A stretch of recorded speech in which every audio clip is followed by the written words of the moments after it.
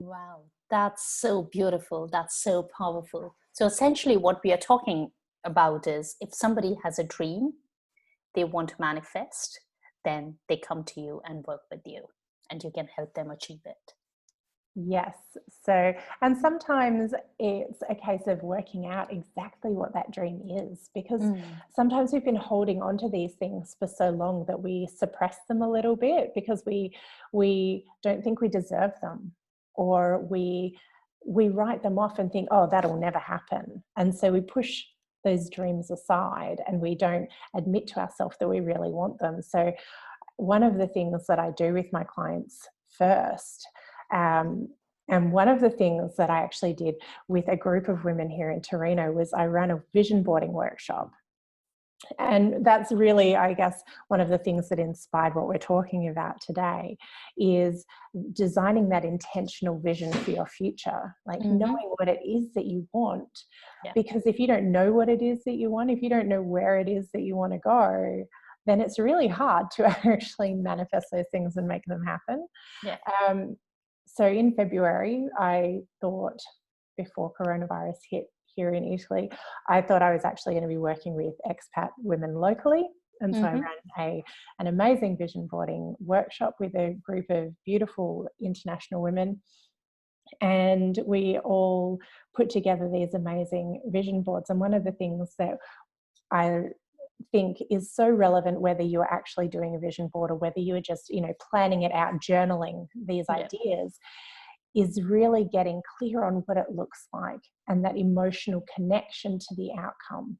If you can create a vision that aligns with your beliefs, with your core values, with the things that you feel are really important in your life, and then you connect the emotions to the outcomes and Mm. understand why you want those things. I mean, it's great to create a vision board that's got a picture of a Ferrari on it, but if you're not emotionally connected to that Ferrari or what that signifies for you, the chances of you actually like achieving that outcome are probably not going to be really great, right? Because you're not committed, I guess. You're not all in on that Ferrari.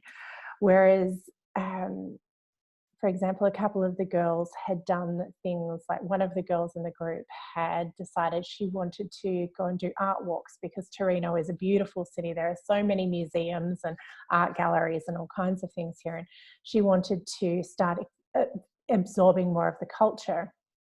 Now, you would think that when we went into lockdown, all of a month later, that would mean that that vision wasn't actually achievable anymore, right? You couldn't leave our houses for 3 months. But she still managed to find ways to do it, because a number of museums here in Italy started doing virtual gallery tours and started doing, online 360-degree things of their collections. And so she was still able to engage and do those things that she had put on her vision board. And I couldn't believe how many of the women over that lockdown period actually got in touch with me and said, oh my goodness, Tracey, you'll never believe what I've managed to achieve even while we're in lockdown. One of the other girls had said, I've always loved languages, but I felt like they were a waste of time. Like my family always said to me, like, why do you want to learn another language? What are you going to do with that? She said, but I just didn't know. I felt like I was wasting time. I didn't know what to do with it. But you really inspired me when I heard you talk about connecting with the things you love.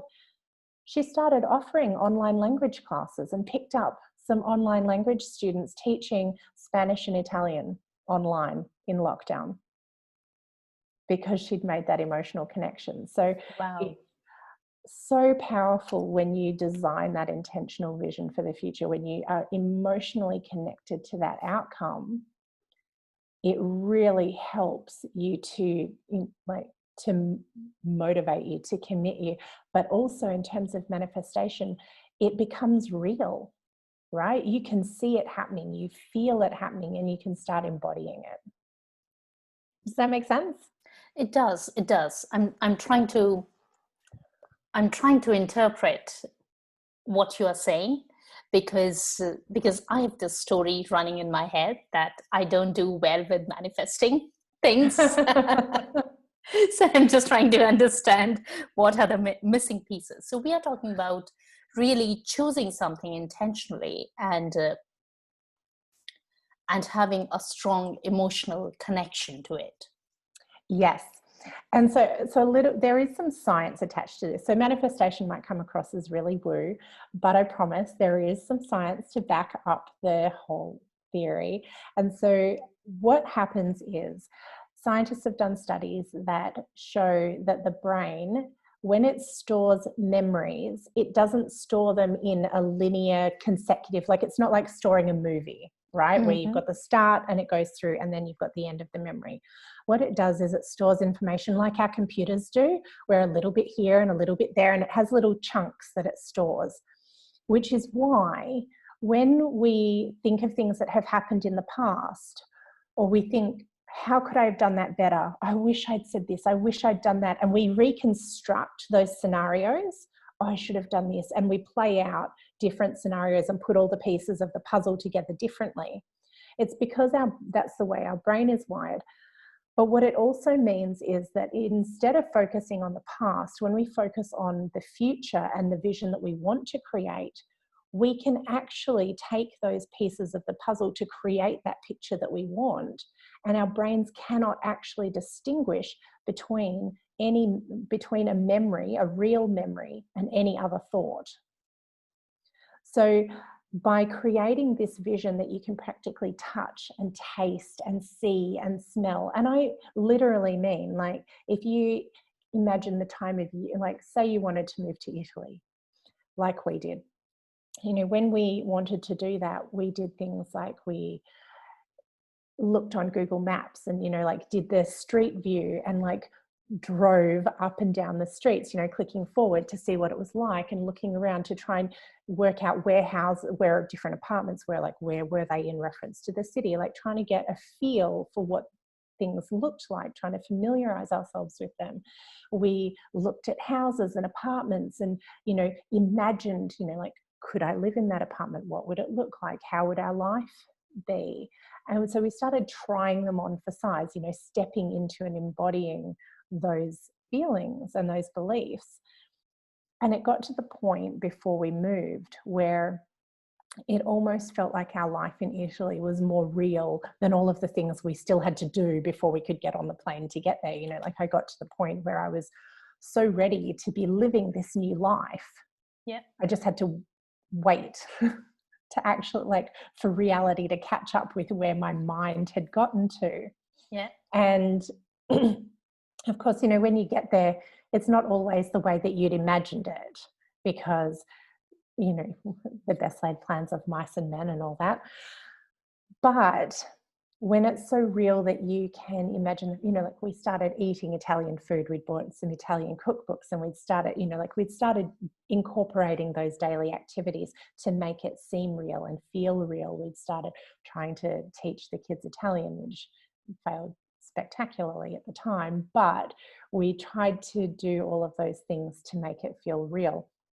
And it really does affect that part of your brain that then starts to connect with it. It's not just that emotional connection, but it starts to feel like a memory, like it starts to feel familiar, and our brains are drawn to the familiar, which is why we repeat the same patterns over and over, particularly destructive patterns, because our comfort zone is exactly that. It's the things that make us feel comfortable.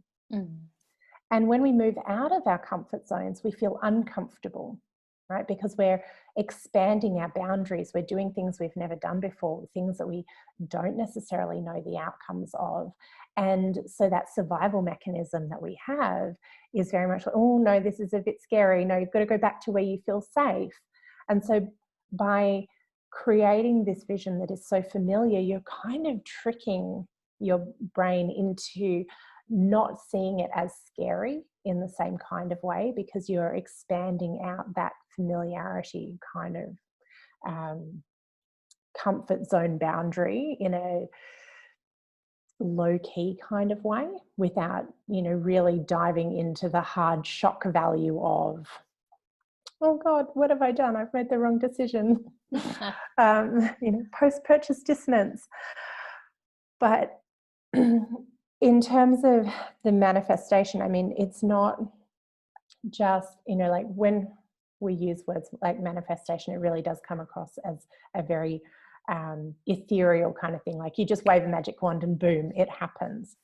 But it doesn't. It's about creating that intentional vision for the future, and then identifying the goal, the steps that you need to do to actually get there, and taking the inspired action, you know, doing the things that are going to get you to where you need to go.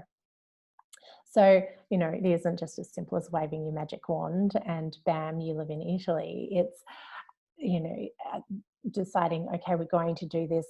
What is the cost of living? What savings goals did we have to achieve? What city did we want to live in? What were the schools like? What were the good areas like? Doing all of that kind of research, joining expat forums, you know, looking at the language, looking at, you know, even when were the good airline flight prices, or, you know, like what were the best ways to get here? How much was it going to cost to ship our cat? All, you know, what was the process to do that? And taking that inspired action because you know it's going to take you closer to your goal. And so I guess the thing is that when you have that really strong vision that you are emotionally connected to, it keeps you motivated to keep taking that inspired action, because you know that those actions are going to take you to where you need to go. Whereas when we don't have that clear vision, when we don't have that clear focus, and we don't know where we're going, and we don't see how the actions that we're taking benefit us, it's so much easier to procrastinate or to put things off because we don't know how they fit in. We don't see how they connect. And I had a great conversation with somebody recently about taxes are a really good thing. You know, people hate doing their tax returns or hate doing the things because they just see it as a chore, right? Especially for business owners. But the benefit of doing your taxes is that it tells you where you're at in your business, how much money have you made, how much money do you actually have to spend, right? How much do you have to pay in taxes, and how much is left for you, right? And when you can look at it as, we were talking earlier about reaching that 100K goal, you might not necessarily realize in the day-to-day transactions in your business, oh, you know, $1,000 here, $500 there, a $27 ebook here, you know, like whatever it is, a $99 session. Those things add up over time, but not until you look at those things all together that you realize, oh my goodness, I am at 93,000, I'm only 7,000 pounds away. What can I do to hit that last 7,000 pounds or whatever? Or, oh my goodness, I now have to register for VAT because I'm over the VAT threshold or whatever. And for some people, that seems like a really bad thing, like, oh, I've got to pay more tax. But for others, it's like, oh my goodness, my business is doing so amazingly well that I now have to register for tax. It means I'm leveling up. Yeah. Right? Yeah. And so it's that mindset shift from what might be, oh, I don't really want to do my taxes because I don't see how they fit. They're no benefit to me. All I have to do is then I owe the government money. To, well, actually, if I do that, I know where I'm at. I know how much money I've got. I know how successful I'm at. I know how close I am to my goals, or my financial goals or whatever.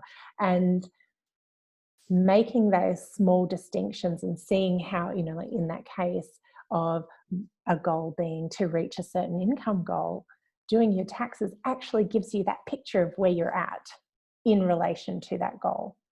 For us, having those savings targets along the way to be able to move to Italy and having those things helped us to know whether we were ready to be able to book our tickets or whether we still needed to wait a little bit longer because we still needed to save up some more money to reach those targets that we'd set for ourselves.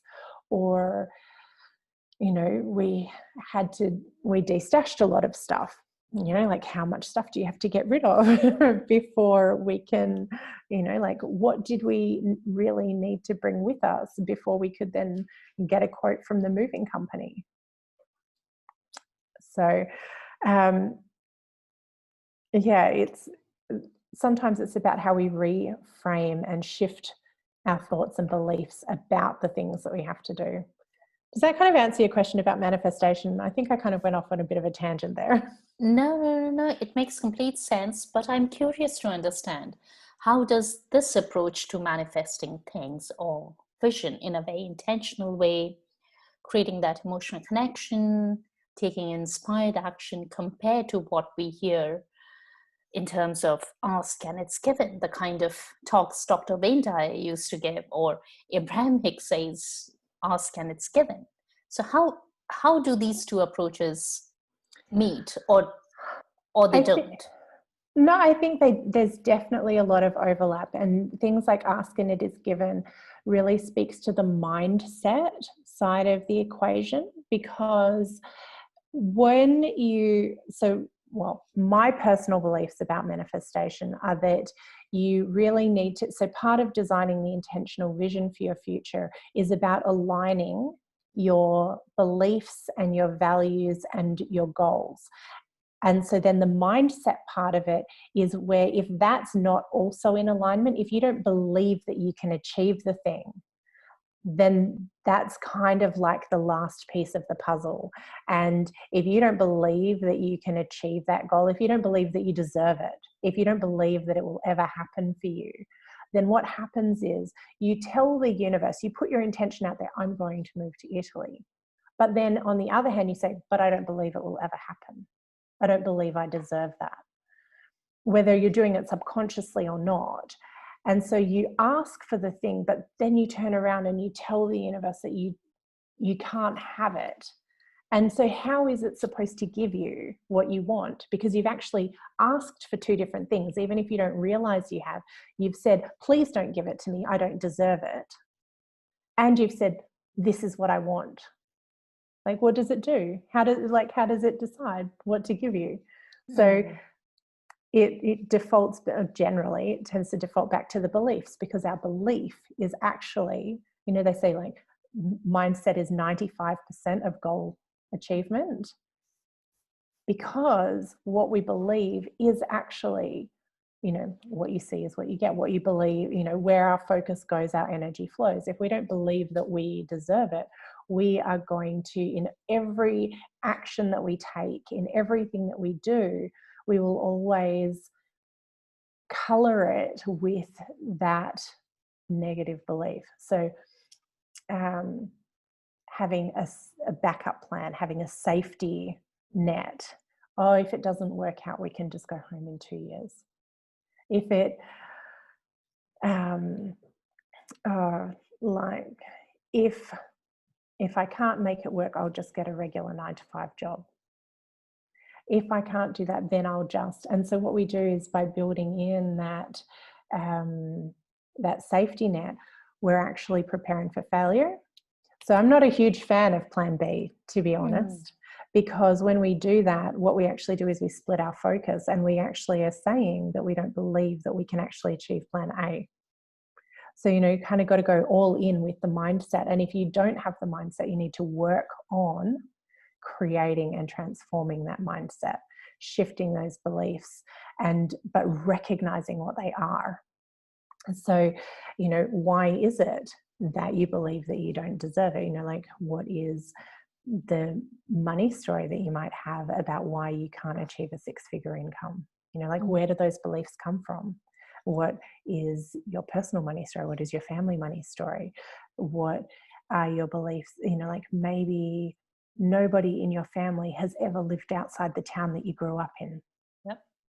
And you think, oh, but if I do that, then I will be, you know, like, making the wrong decision, because I'll be leaving my family behind, because people will judge me for abandoning them, because, you know, whatever.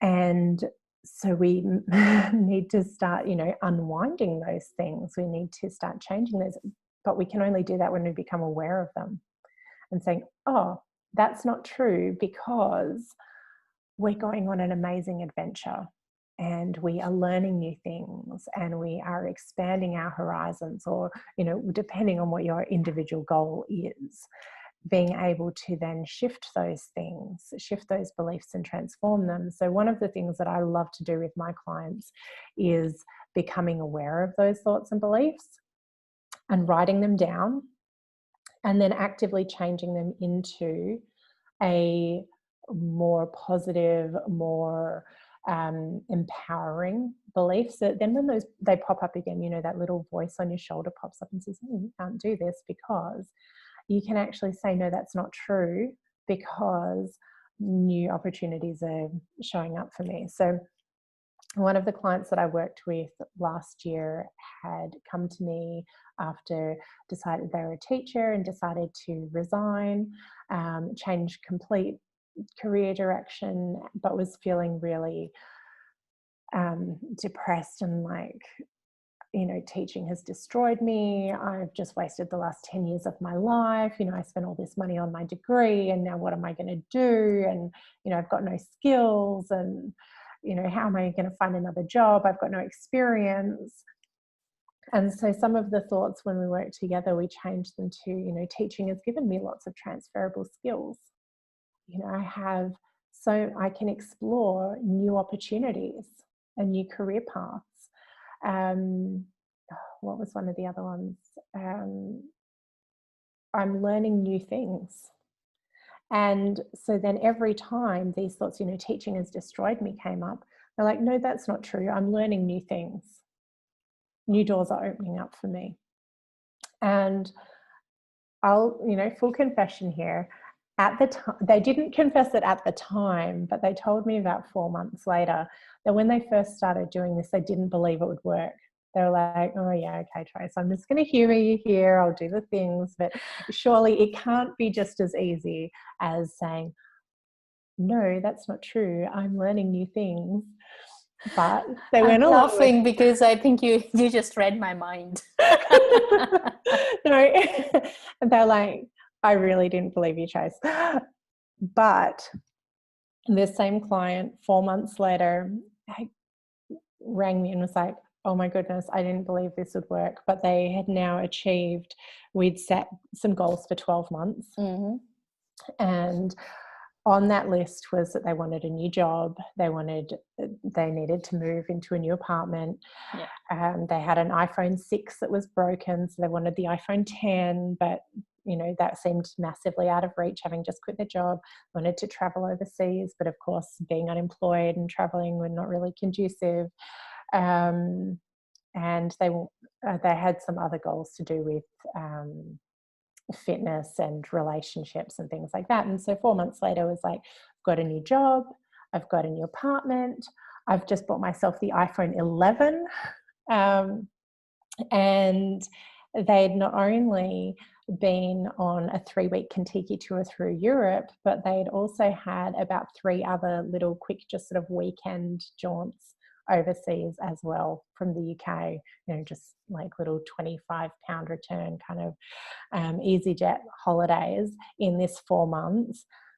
Obviously not just from changing their thoughts, but taking the action and doing the things, like setting that vision, knowing what it was that they wanted to achieve. So all of these things they'd set as their 12-month goals, within 4 to 5 months had already achieved like 80% of the things on their list. Wow. That's amazing. Fantastic. That's a fantastic result for your client. Tracey, to talk to us about the time when somebody is just starting this journey and they don't believe it at many levels. One is this whole concept of affirmations or changing the thoughts feels a bit like BS in their heads. That's one. Yeah. And the second thing is because that goal is so far out in the future, even though it is a practical, realistic goal, that it doesn't look achievable from where they are. What are some of the things people can do? So probably if they think the whole thing is BS, they're probably unlikely to approach me in the first place. They've got to at least be open to it, or, you know, like skeptical, but perhaps still willing to consider the possibility, because if they just think the whole thing is BS, which, just put it out there, my husband does, would probably just find the whole thing a little bit too much. But that's, you know, for me, I love the science too. So I love to be able to explain to people that it's not just because of the woo side of things, or, you know, the BS side. But I think a lot of it comes back to being in that place where the pain of staying in the position where you're at is more uncomfortable than the pain of being willing to shift your thinking. And if you're still in that place where you're so entrenched in your thinking that you're not willing to make the change, then there's nothing that anybody can say or do that's going to help you. You've got to kind of reach that tipping point where you can't possibly stay in the situation that you're in anymore. And, you know, like you're desperate enough to try anything. And that's kind of like, that sounds awful to say actually, but it is hard for some people. And I won't lie, when I was first struggling with my own entrepreneurial journey, and like when I first got into coaching, and I was doing a ton of free consultation calls, and I didn't feel like a real coach, you know, like, because I wasn't earning any money at the time. And I had hired my own coach, and she was like, Trace, what exactly is the definition of a real coach? Like, when will you be a real coach? Like, how many calls do you have to make before you become a coach? Like, how much money do you make before you become a coach? And really kind of brought me back to that reality that there's no magic line. There's no magic box that you tick that says you are an entrepreneur, you are a coach, you are somebody who is successful, you are somebody who is worthy. Those things don't come from external beliefs. Like, nobody telling you that is going to actually make it true for you. You have to do the internal work, and you have to shift your beliefs. And even if that means saying the things, going through the motions in the beginning, like with the affirmations, with the shifting the beliefs, the more that you say those things to yourself, the more you train your subconscious to actually believe those things. So they say that our subconscious has like a 15-minute, like a loop tape that tells us over and over and over again all of the different things. So for example, say you struggle with procrastination. The kinds of things that will be on your loop tape will be, I'll do it later, I'll get around to it, I'll do it in 5 minutes, I'll look at it tomorrow. And so then what happens is that when somebody says, oh, Trace, would you mind taking a look at this? You're like, no worries, I'll do it in 5 minutes. I'll look at it tomorrow. Because that's what your loop tape is saying. I'll do it later, I'll do it later, I'll do it later. And our subconscious is kind of like, it's just a tape recording. You know, it's not a conscious thought. It's just a thing that is, you know, like a belief that's kind of under the surface.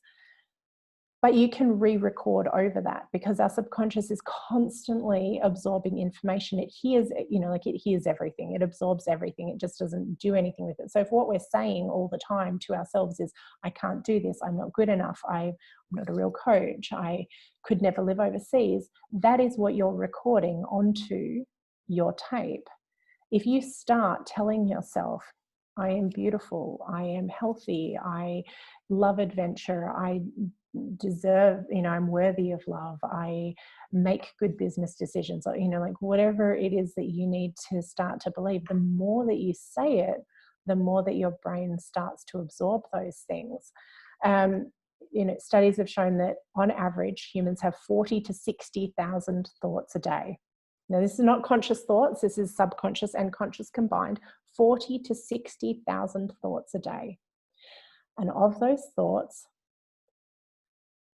90% of them are the same thoughts we had yesterday, Oh and the my day God. before, and the day before, and the day before, which means that only 10% of our thoughts are new thoughts, right? It's kind of scary. It sounds a bit depressing, right? That means if we have 40 to 60,000 thoughts a day, Yeah. you have 4,000 to 6,000 chances to change your thinking, right? The rest of those, that, 44,000 to like 66,000 or 56,000 thoughts a day, are being driven by your subconscious, by what happened yesterday, by your experiences, by the things that somebody else told you. Oh, you're no good at maths, you'll never be a good public speaker, oh, you're a bit garbage at business, aren't you? But the good news is that with that 4,000 to 6,000 thoughts, tomorrow they're going to be yesterday's thoughts. So you can start recording over them. So when you consciously make that decision to shift that thinking, when we say, that's not true, I'm learning new things, I'm, exploring new opportunities, I am worthy, those conscious decisions that we make add up over time. Right? And that actually is science. Like, the studies have shown this. You can Google it. I'm not just saying it. No, I trust you. So, like, it is something that we do have that small amount of control over. We can control what we think today. We can choose to be responsible for our thoughts. We can choose to take responsibility for the way that we react. We choose to either be the victim or we choose to be proactive. Things either happen to us or situations happen and we choose how to respond to them. And that's why, like, we notice that there are some people that things always seem to happen for. Good things always seem to happen to those people. Well, is it just that good things always happen to those people? Or is it that the way that they respond to things, that they're more open to opportunities, that they're more grateful? So gratitude comes into it so much, because recognizing those little things, being grateful for those little things, actually, in terms of abundance, is recognizing the abundance that is around us, right? So when we recognize every small win, like the compliment somebody paid us, like saying, oh, your hair looks really beautiful today. Someone asked me earlier today if I'd colored my hair today, which I actually haven't. It's in desperate need of it. But it was a really lovely thing to hear that obviously my hair looked so nice because I blow dried it this morning, that I got a compliment on it, even though when I look in the mirror, I'm like, okay, grays are showing. But recognizing those little comments is, again, reinforcing those positive things instead of the negative beliefs. And it's not just the personal things, it's looking out the window and saying, oh my goodness, the color of the sunset tonight is just so beautiful. Or, oh, I love the color of the sky might be gray, but I love the vibrancy of the green leaves and the changing autumn colors. Or, I love the spring flowers because I always look so happy. Or whatever it is, when you recognize those things, it fills your heart with a little bit of joy, right? It's like a little spark of happiness and brightness on the inside. And when we fill our hearts with that light, when we then face those challenges, when, invariably things pop up to, kick us in the guts, just because life is a bit like that, we then have the choice to either be, oh my goodness, I got kicked in the guts, I'm going to fall down and, lie in a puddle, or that lightness that we've been carrying in our heart, we just, become a bit impervious to it. We're like, okay, challenge is here. How am I going to approach it? What am I going to do? Let's take a step back, regroup, and see how we can approach this. And part of building that mindset does help build that resiliency. Great example of this is when we moved to Italy. So stepping into living this amazing, beautiful dream life, right? You know, it's all pizza, pasta, and gelato, right? That's what everybody thinks. We got here, and so the first thing that happened was, you know, we found an apartment, and that was great, and they were going to repaint it and check the wiring. But then that turned out to end up taking weeks. So we couldn't move in when we thought we were going to move in, and it was getting closer and closer to the middle of winter. My parents were arriving at the beginning of December to come and spend Christmas with us. So we had no furniture. We were in an Airbnb. Our cat was arriving from Australia, and we had to drive down to Rome. So 4 hours drive from where we lived to go and pick the cat up. And we couldn't move into our apartment. When we finally got the keys to the apartment, there was no heat because the gas wasn't connected. And it took 2 weeks to get the gas connected. So we still couldn't move in. So now we had the apartment, we couldn't move into the apartment. Then that was fine for a little bit. We moved into our apartment on the Friday, and my parents arrived on the Tuesday. So, you know, just, you know, keeping things nice and tight there. But our next step was to buy a car, because we couldn't buy a car until we could get residency. And we thought that once we had the apartment, we could buy a car, but it actually wasn't that simple, because to get residency took nearly 2 months. And then to be able to buy a car, it wasn't even just have residency, you had to have an Italian bank account. But to have an Italian bank account, not only did I need to have residency, I then needed to have a local ID card, and I needed to be registered with the health system. So instead of being able to buy a car at the beginning of January, or, you know, like in November, December, when we first moved into our apartment, we didn't end up getting to buy a car until the end of February. So in between there, you know, we were then faced with either needing to continue hiring a car, which was costing an absolute arm and a leg, or, you know, taking back the hire car and surviving on public transport for the rest of, you know, until we could buy a car. And we decided, because that's the kind of people we are, that we were going to walk and catch public transport and explore the city, which we did. And that was amazing. You know, kids finally stopped whinging that their feet hurt after a few weeks. But it taught us a lot about resilience.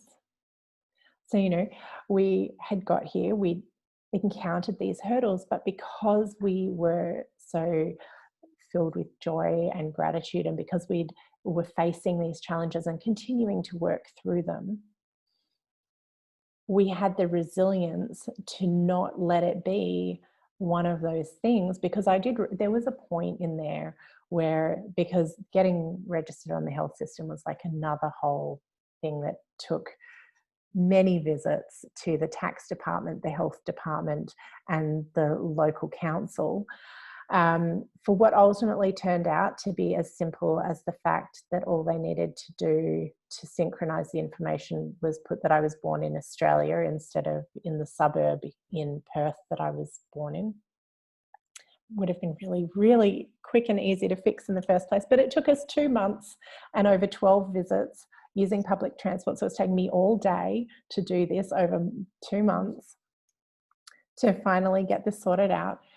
And during this challenging process, because my Italian's also not that great, I'm a lot better than I was at the time, but, you know, like very rudimentary Italian skills, having to try and explain this in very, very limited Italian and not really understanding everything that was coming back to me.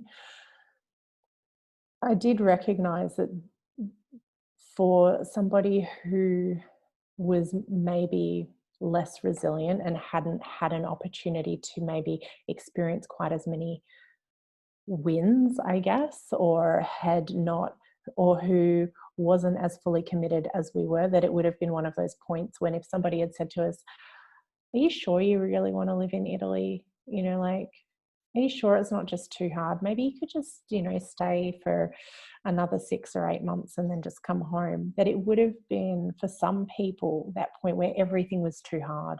Like, it was just a nightmare, 2 months to get registered in the health system, visits here, there, and everywhere. It was just, for some people, it is that breaking point.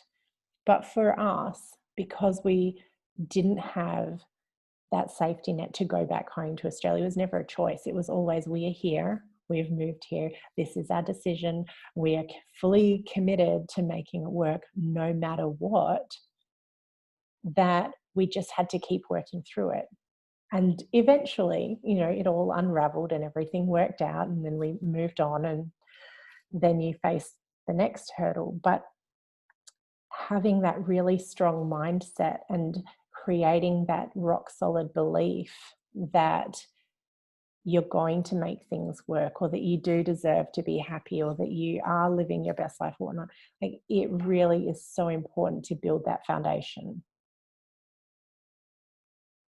I've just had a big realization talking to you, listening to you rather. Yeah.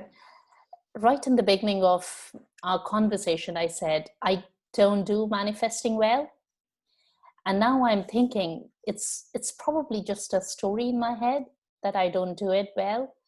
Yes, that I can get the timelines completely off at times, but it's not that they don't happen. And so if I could just let go of that story and give myself more credit for what I do, I'll be so much better, and it's going to be a lot easier. The whole manifesting thing will be a lot easier. Yes, and I love what you said there, where you're like, it's not that they didn't happen, it's just that they didn't necessarily happen when you thought they would happen, or how you thought that they would happen. Yeah.